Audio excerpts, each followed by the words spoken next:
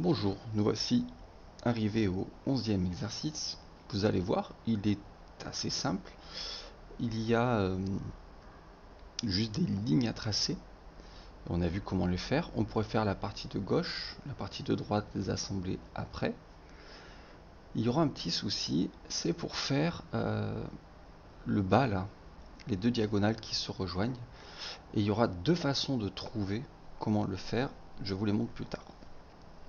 Donc dans un premier temps, je peux prendre une ligne. Et tout simplement, je vais rester en mode orthogonal, c'est très bien.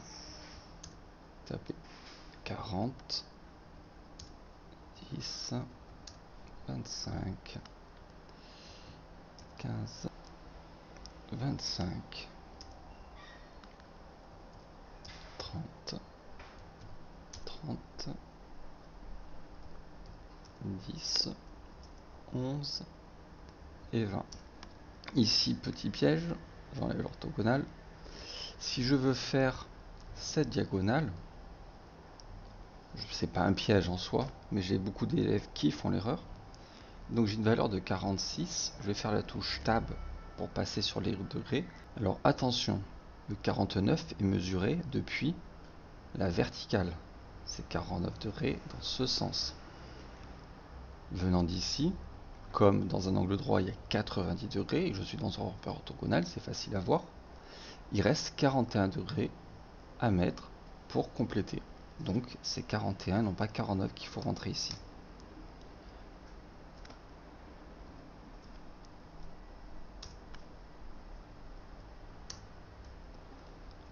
« 10, 20, entrée, 15. Je sais qu'au total ça fait 50, je suis remonté de 20. Il restait 10 en haut là. D'accord, donc il me reste 40 à mettre. Et 10. Alors, je vous l'ai dit, l'exo n'est pas complexe en soi. J'aurais pu faire cette forme d'un côté, cette forme là de l'autre, puis après tout venir assembler à l'aide de l'outil déplacer. Encore une fois, je vous renvoie à l'exercice précédent où je parle des déplacements. Quand on déplace quelque chose, soit on le fait par un vecteur qu'on connaît, soit d'un point dont on est sûr vers un point dont on est sûr. Pareil, si ça avait été par là, par exemple, pour l'assembler, je sais que ce point doit arriver ici, c'est eux que je vais prendre. Parce que ce point-là, je ne sais pas du tout où il est censé arriver sur la forme de gauche. Par contre, je sais qu'il est censé arriver là, donc ça va fonctionner. Il me reste à faire ça, là, ces deux diagonales, et j'ai pas beaucoup d'infos. J'en ai strictement assez d'infos, en fait. Pour bien comprendre comment le faire, il y a deux façons logiques d'y parvenir. Il y en a une qui va requérir le théorème de Thalès, si vous vous rappelez de votre fin de collège. Alors bizarrement, j'ai beaucoup d'élèves qui le font intuitivement en utilisant le théorème de Thalès, alors que ça pourrait sembler faux.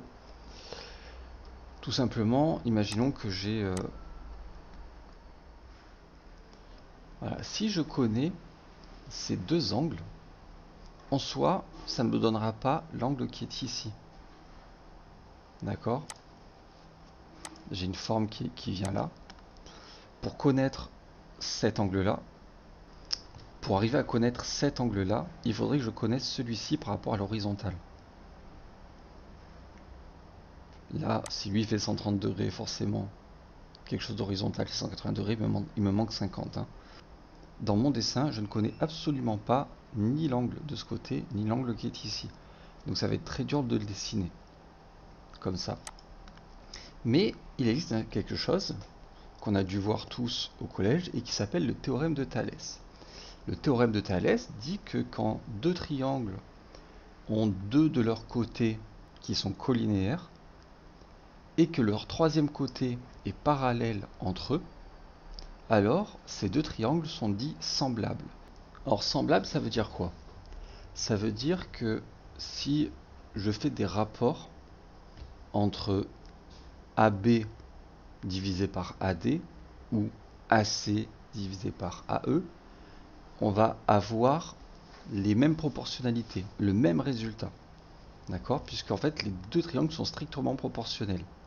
Ça veut aussi dire que si je fais AB divisé par BC, j'aurai le même rapport au final que AD divisé par DE. Ça veut également dire, dans le théorème de Thalès, quand deux triangles sont semblables, que les angles sont les mêmes. Ce qui signifie que, et ici, je retrouve les mêmes angles. Donc là, dans ma forme, si je trace une ligne, pour le moment, je ne connais pas sa taille. Donc je vais juste tracer une ligne et lui appliquer une rotation de moins 35 degrés. Pour finir ma forme, eh bien, si je pars du principe que je suis dans un triangle avec les propriétés de Thalès, si là j'ai 35, là j'ai 35 aussi. Si là j'ai 100, 100 et 35 ça fait 135. Dans un triangle, la somme des angles étant toujours égale à 180 degrés, 100 plus 35 ça fait 135, il me reste donc 45 degrés. Si je prends ça et que je lui applique une rotation à 45 degrés, j'ai bien le résultat escompté. Il ne me resterait plus qu'à faire du ménage là. Alors je fais exprès de zapper les moments où je mets des cotes, parce qu'on verra plus tard comment on met les cotes et j'ai pas envie que vous perdiez votre temps à essayer de les mettre. Et j'aurais plus qu'à ajuster ça. Donc je pouvais le faire avec les poignets ou je pouvais le faire avec l'outil ajuster tout simplement. Si je n'utilise pas le théorème de Thalès, consciemment ou non, comment je peux faire juste avec la logique pour trouver ça? Avec une autre propriété de géométrie en fait, je vais d'abord tracer ici et mettre mes 35 degrés. Donc c'est une rotation à moins 35. Et je vous l'ai montré dans un exercice précédent. C'était celui-ci. Quand deux droites sont parallèles, si une troisième droite coupe l'une des deux parallèles selon un angle, elle va couper la deuxième parallèle selon le même angle. Comment je peux m'en servir pour ça? Là, j'ai déjà tracé une droite qui est à 35 degrés par rapport à l'orthogonale.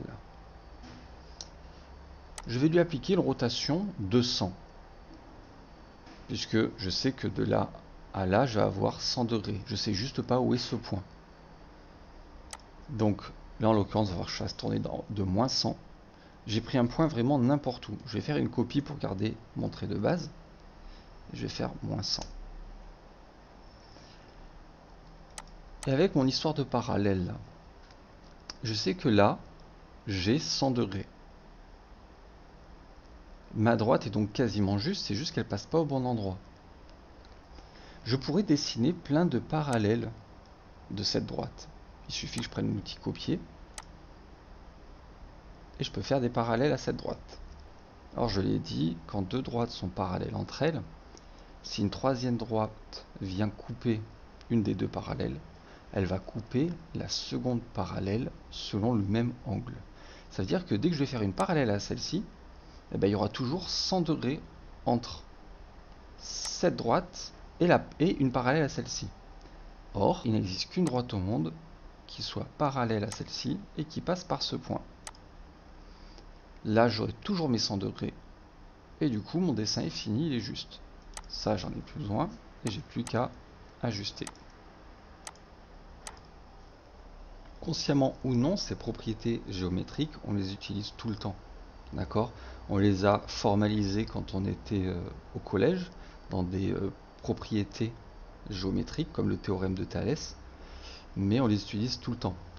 Et dans AutoCAD, eh bien, ça peut servir. Il va arriver souvent que vous manquiez sur certains plans de cotes. La personne qui a fait le relevé a pu oublier de prendre certaines cotes et il faudra déduire certains angles, certaines valeurs par votre logique et la géométrie. Voilà, j'espère que j'ai été assez clair et si c'est le cas, je vous donne rendez-vous pour l'exercice suivant. Je vous rappelle que dans la description de la vidéo, vous trouverez un lien de téléchargement de l'exercice au format JPEG. À bientôt.